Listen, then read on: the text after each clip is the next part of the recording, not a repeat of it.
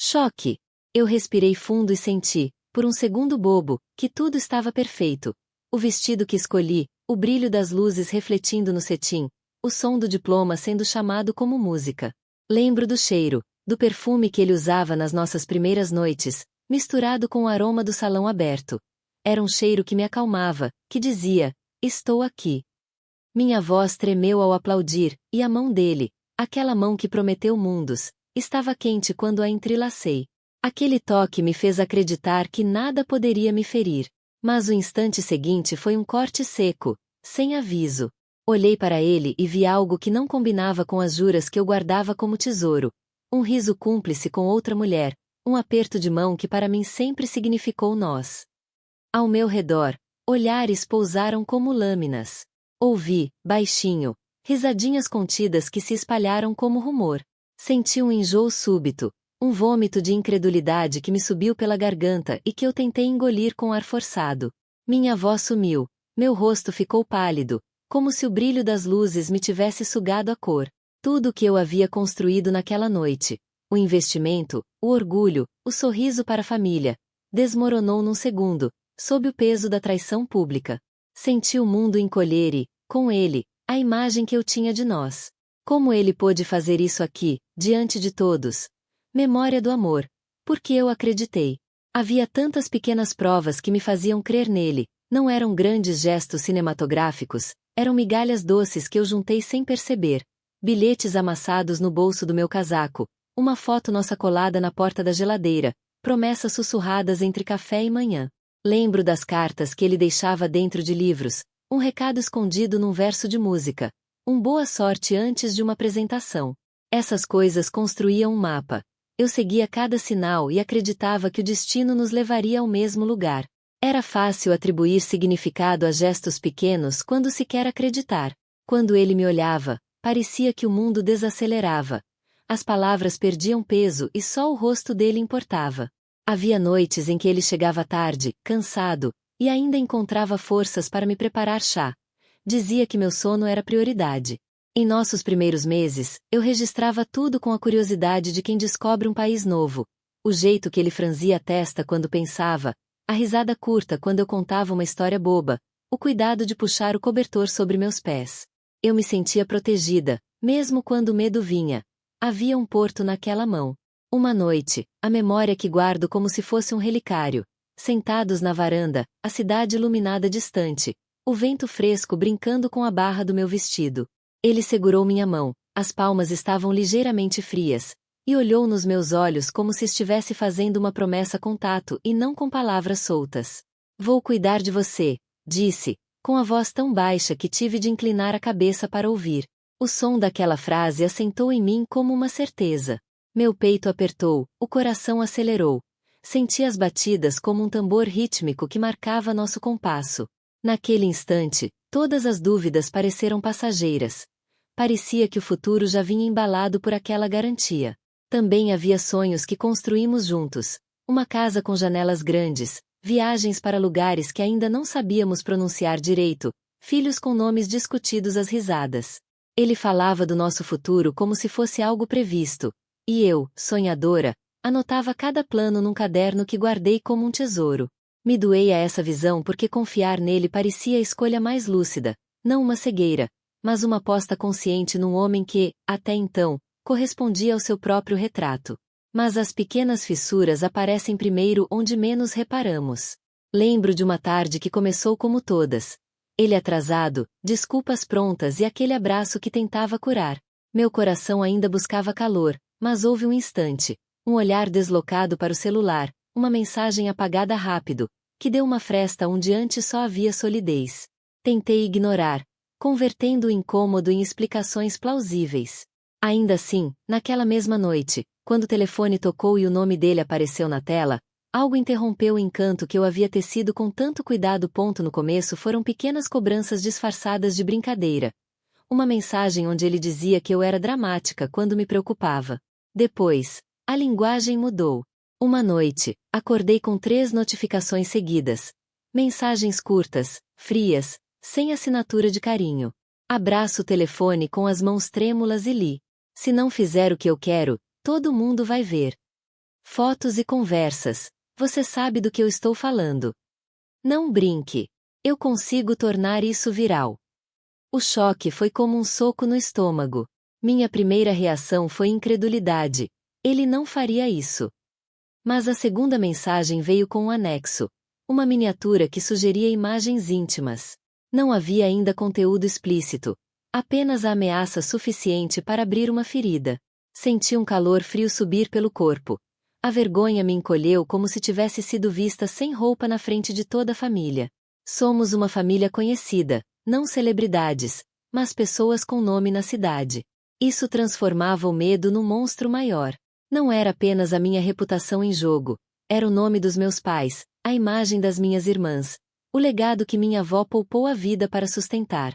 Pensei em como a sociedade aqui gosta de assobiar diante das quedas alheias. Se isso vazar, pensei, não é só eu que sinto o corte. As mensagens eram calculadas, curtas, diretas, sem espaço para negociação. Ele alternava entre tom ameaçador e cavalheiro, como se fosse uma negociação profissional. Não me faça usar o que tenho. Escreveu numa madrugada. Você é teimosa. Não sabe quando aceitar uma boa saída.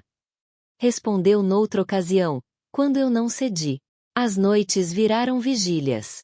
Deitava tentando sentir o coração desacelerar, mas a cabeça corria em círculos, criando cenários apocalípticos. Telefonemas de parentes, fotos repassadas por grupos de família, murmurinhos no mercado. Não dormia. Eu contava os minutos até o amanhecer e fingia normalidade de manhã, com maquiagem cobrindo a palidez que eu trazia como um selo.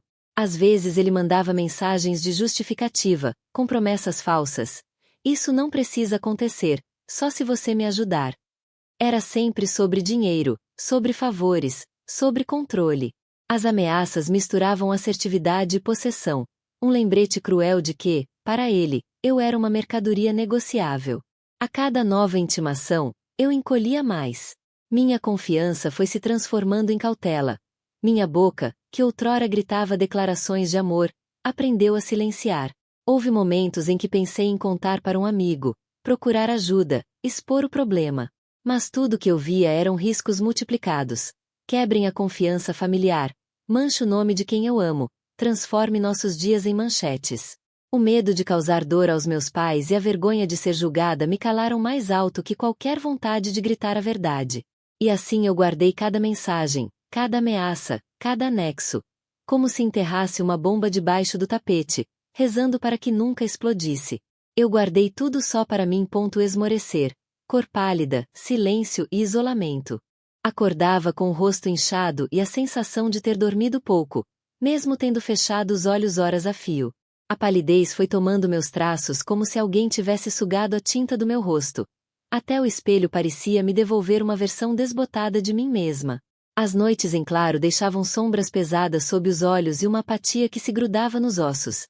Eu fazia as coisas por inércia, atender presentes, ajeitar pratos para a família, responder mensagens com tudo bem mecânico, mas por dentro estava vazia. A comida deixou de ter gosto. Antes, um pedaço de bolo da minha mãe era consolo. Depois, mastigava sem sentir nada, engolindo para não explicar o buraco no estômago. Havia dias em que o prato ficava intacto, e eu inventava desculpas de dieta que nem eu acreditava. As festas viraram ensaios de normalidade. Sorria no canto como se praticasse um personagem. A voz, que antes cantava nos banhos e ria alto à mesa, tornou-se um sussurro cauteloso. Até o riso soava ensaiado, uma máscara colocada para manter a paz em torno de quem eu amava. Evitei amigos. Mensagens demoravam a ser respondidas, convites eram recusados com desculpas pequenas. Muitas coisas para resolver, cansaço. E ninguém parecia notar o buraco crescente. Era mais fácil manter a superfície intacta do que explicar um medo que parecia ridículo quando pronunciado. Ser exposta, perder o respeito das pessoas, ver o nome da minha família ser arrastado em dedos curiosos. O isolamento me deu uma falsa sensação de proteção. Sozinha, eu acreditava que poderia segurar o segredo. A culpa me corroía. Pensava nos pais, em todo o cuidado que tiveram para construir nossa imagem. Imaginava o peso que minha queda causaria sobre eles. A reputação se tornará um bem precioso, e eu a protegia como quem esconde um objeto frágil. Essa culpa transformou-se em irritabilidade. Pequenas coisas me tiravam do sério, um copo deixado na mesa, uma pergunta inconveniente. Repetia padrões de silêncio como se treinar fosse um antídoto. Meu irmão percebeu a mudança antes de todos. Numa tarde tranquila, ele me encontrou sentada no sofá, o rosto mais pálido que o normal. Tentei minimizar, dei um sorriso rápido e disse que estava cansada, que era só estresse. Ele não acreditou. Aproximou-se, segurou minha mão com firmeza e, sem rodeios, falou: "Não consigo te enganar, algo está errado." A confissão ao irmão. Ponto de virada. A noite havia caído pesada como um cobertor por cima da casa. As luzes do corredor eram pequenas velas que mal iluminavam a sala onde nos sentamos. Meu irmão acendeu um cigarro e, sem expectativa de resposta, ficou olhando para mim como quem espera que a verdade nasça de uma garganta que já não consegue mentir. Por horas eu ensaiei palavras na cabeça e as engolia. Finalmente, a respiração tremeu e as palavras saíram em um fio. Contei tudo. A formatura, as risadinhas, as mensagens, a miniatura anexa que prometia destruir minha vida. Revelei as chantagens, como ele pedia dinheiro e favores, o tom ameaçador que se alternava com falsas carícias. Falei também do medo de manchar o nome da família, de como nossas histórias públicas poderiam ser reduzidas a fofocas cruéis. O silêncio que se seguiu foi cortante. Vi a mudança no rosto dele, primeiro o choque, depois a raiva inflando como uma tempestade que se aproxima. Ele apertou os olhos, a mandíbula fechou, e as palavras saíram secas. Como ele teve coragem? E eu senti, pela primeira vez desde a formatura, que não estava sozinha. Ele se levantou, caminhou até a janela e olhou a rua antes de voltar para mim, as mãos tremendo levemente. A preocupação veio junto do cuidado. Puxou um cobertor sobre meus ombros como se eu fosse uma criança e murmurou que eu não precisava passar por aquilo. "Por que você não me contou antes?" perguntou, com raiva controlada. "Tinha medo", respondi, e a voz ruiu. Expliquei o peso que carregava.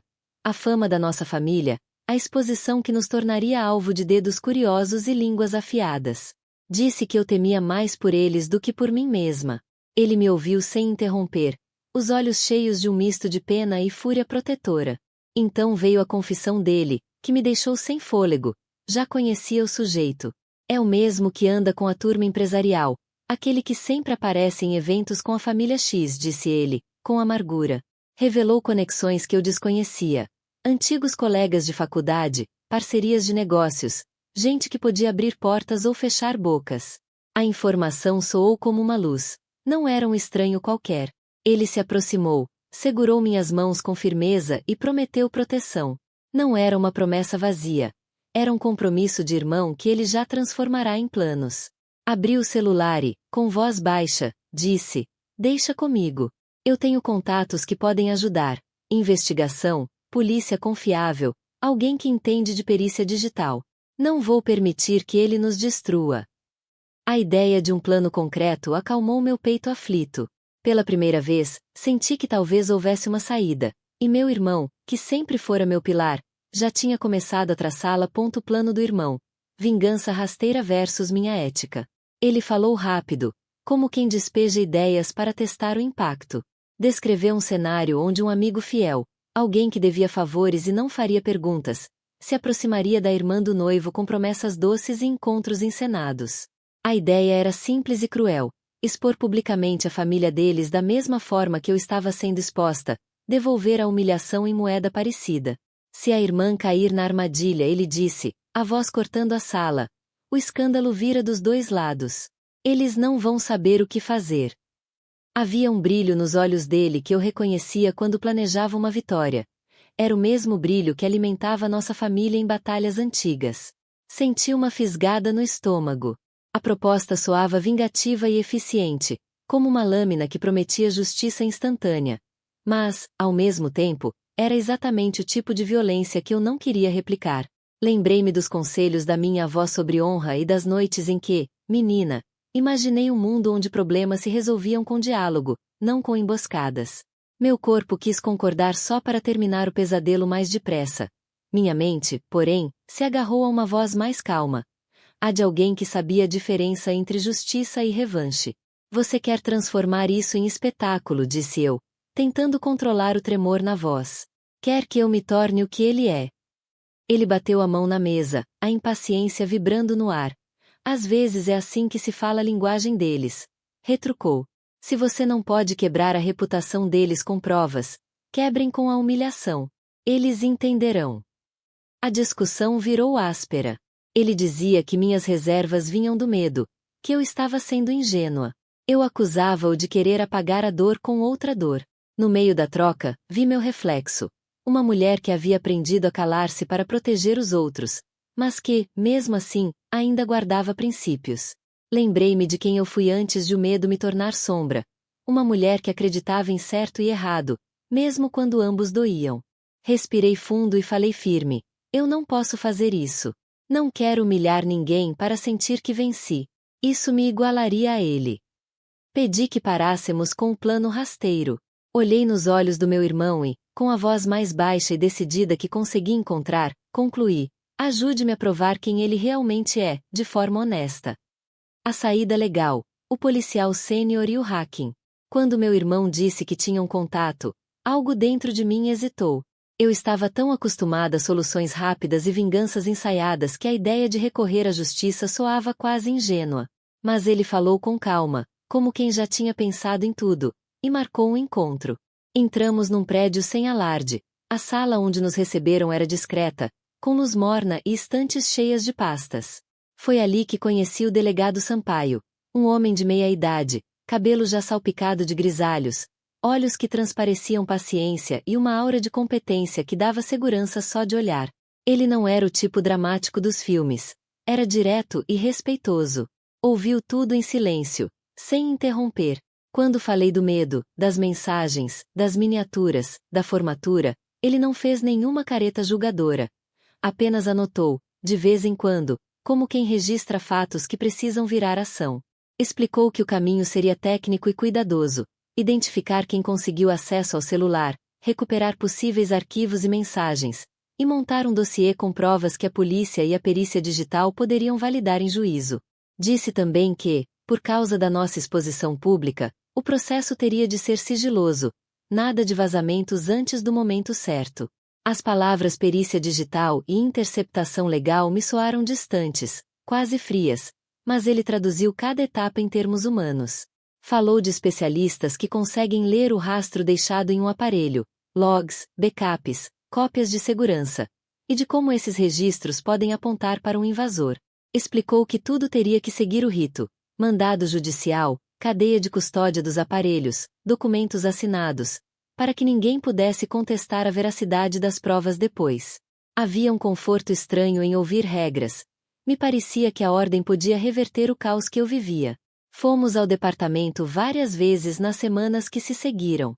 Cada visita era uma mistura de esperança e ansiedade. Eu sentia o estômago rodar ao entrar naquele ambiente institucional, com telefones tocando ao fundo e pessoas em camisetas que sugeriam tensão.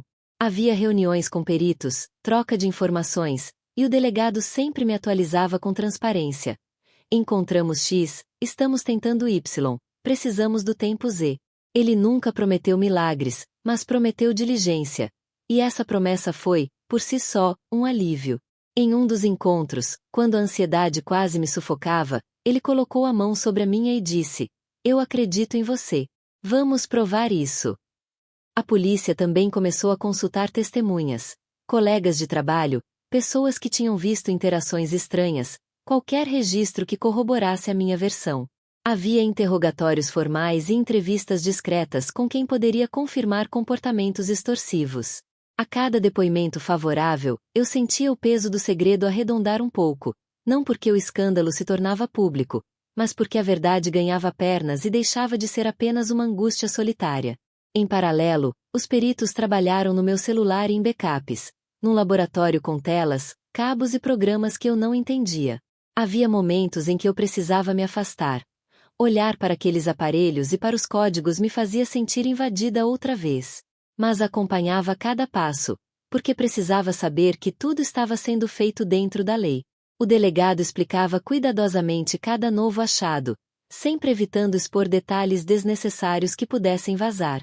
Então, numa tarde chuvosa, O telefonema veio do delegado. Pediu que eu fosse ao departamento. Meu coração bateu acelerado no caminho. Havia medo e uma curiosa sensação de que algo mudaria. Sentamos numa sala pequena, ele colocou um envelope à minha frente e abriu o computador.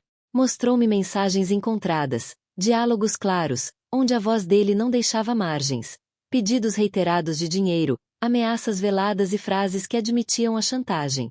Eu li e, pela primeira vez desde a formatura, senti uma mistura de alívio e ruptura. Ali estava a prova concreta. A primeira grande evidência de que eu não estava inventando nada. Quando entrei na sala onde ele estava. Uma sala neutra, com uma mesa comprida e cadeiras duras. Senti meu estômago embrulhar como se eu estivesse prestes a repetir a cena da formatura, só que agora era eu quem segurava as peças do jogo. O delegado Sampaio estava lá, o irmão ao meu lado, e diante de nós coloquei o envelope com as mensagens. Ele olhou primeiro para o envelope, depois para mim, como se quisesse decifrar qual versão da mulher eu seria naquele momento. A traída que imploraria, ou a mulher que exigia justiça.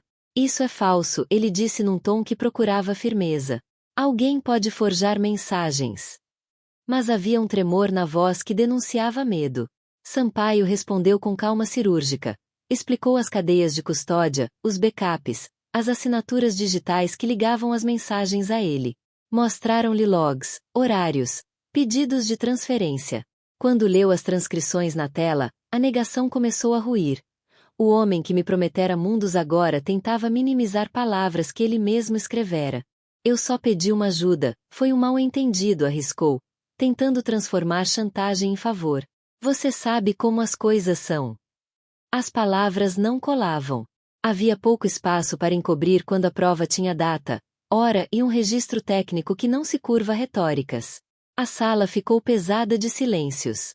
Ele respirou fundo, e num segundo que me queimou por dentro, ameaçou.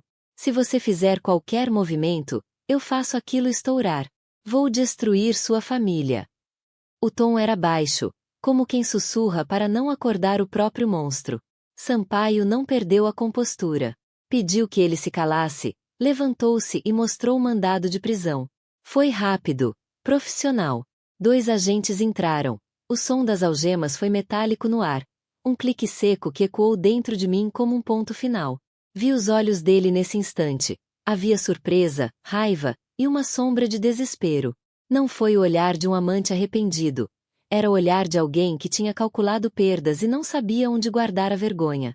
As algemas tocaram seus pulsos e ele murmurou o nome do nosso passado como quem tenta lembrar de soldas que ainda o prendem a mim. Um pedido que soou vazio.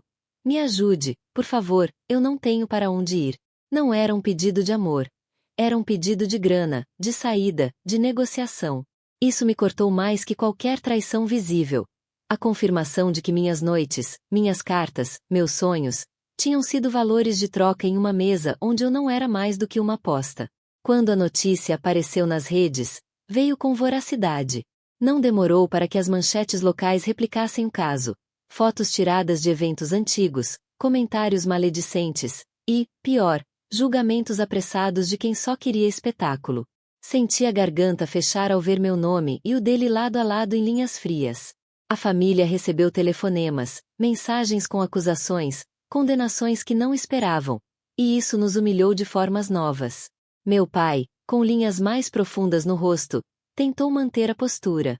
Minha mãe chorou em silêncio, segurando a mão dele como se apertasse também memórias que não sabia mais separar. Havia um alívio discreto em alguns olhares de parentes próximos. Alívio por não sermos mais vulneráveis à chantagem, e uma vergonha tão pungente que parecia nos puxar para dentro de casa. Visitei-o na prisão algumas semanas depois. O corredor tinha o cheiro metálico de limpeza, e cada passo reverberava como se eu caminhasse por dentro de um tambor. Quando vi através do vidro, aquele olhar preso por barras e jaquetas listradas, as promessas dele vieram como ecos distantes. Vou cuidar de você, nós vamos ter tudo. Tentei encontrar, no rosto dele, qualquer traço do homem que segurou minha mão na varanda. Encontrei apenas um vazio que me apavorou. Percebi, com um frio que atravessou a coluna, que o amor que eu nutrira se transformará em transação. Aquele amor era um contrato de interesses, rescindido pela realidade. Ele falou pouco, suplicou pouco, pediu dinheiro através de intermediários, Prometeu favores que iam e vinham com o mesmo vazio de sempre. Em certo momento, olhou para mim como quem súplica por uma última moeda, e eu entendi que nada do que eu pudesse oferecer apagaria o dano, nem ao menos o poder de me ferir mais. Saí de lá com a sensação de um corte limpo, não mais sangrento, mas definitivo. A família reagiu em tons mistos: alívio por termos acabado com a chantagem, vergonha pelo escândalo, apoio para que eu me reconstruísse sem a sombra dele. Houveram conversas longas, algumas lágrimas partilhadas, e uma decisão coletiva de manter discrição onde fosse possível. As redes sociais não aceitavam bem o silêncio, queriam ruídos, e isso nos impôs uma nova vigilância sobre o que dizer, o que negar, o que ignorar. No dia em que o vi ser levado em direção ao carro da cadeia, as luzes da rua refletiam no capô como se tudo tivesse brilho demais para ser verdade. Ele olhou para mim uma última vez, uma mistura de desprezo e reconhecimento tardio, e sorriram murmúrios ao redor como se eu fosse um troféu quebrado. Eu permaneci imóvel, sentindo uma vitória que não cabia inteira em mim. Era justa, necessária, mas cheia de cicatrizes. Venci a humilhação pública, sim, mas carregava no peito marcas que não se curam apenas com justiça. Foi uma queda dele. Para mim, uma libertação que doeu. Meses se passaram desde a prisão dele. Enquanto ele cumpre sua pena, eu caminho para reconstruir a minha vida. A terapia me devolveu a capacidade de respirar sem medo. A música voltou a preencher meus dias com leveza, e percebo que meus sorrisos já não são máscaras, são genuínos. Não busco vingança, mas paz. Meu irmão continua sendo meu porto seguro, lembrando-me de que família também pode ser escudo, e o delegado Sampaio, de forma inesperada, se tornou símbolo de justiça que não grita, mas sustenta. Numa manhã clara, ao me encarar no espelho, notei que a cor havia voltado ao meu rosto. Reconheci-me, não como a mulher quebrada pela humilhação, mas como alguém que escolheu se levantar. Pensei, com serenidade, a formatura me humilhou, mas me despertou. Quer que eu faça também uma versão em inglês desse epílogo para combinar com as outras traduções que você pediu antes?